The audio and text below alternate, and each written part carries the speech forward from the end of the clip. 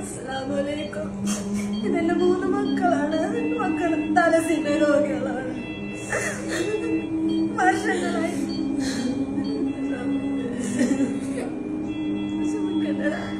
എല്ലാം ശരിയാകും മുത്തേ, എല്ലാം ശരിയാകണം. എന്റെ പൊന്നു വിഷമിക്കല്ലോ. ഞങ്ങളെ വിധി ആർക്കും കൊടുക്കല്ല.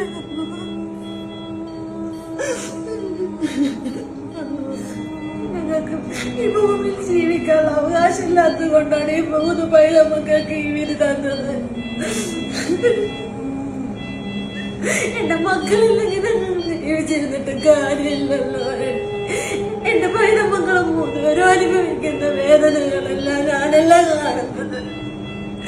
എന്റെ പൊന്നു മക്കളെ ജീവിതത്തിലോട്ട് കൊണ്ടുവരണം. അസ്സലാമു അലൈക്കും വറഹ്മത്തുള്ളാഹി. ഫിറോസ് കുന്നംപറമ്പിലാണ് 3 മക്കൾക്കും ക്യാൻസർ ബാധിച്ചിട്ട് ഈ 3 മക്കളുടെയും മച്ച മാറ്റിവെക്കാൻ വേണ്ടിയിട്ട് അവരുടെ ജീവൻ നിലനിർത്താൻ ഒരു വഴിയുമില്ലാതെയാണ് ഈ ഒരു ഉമ്മ ഈ 3 മക്കളുമായിട്ട് നിങ്ങളുടെ മുന്നിലേക്ക് എത്തിയിട്ടുള്ളത്.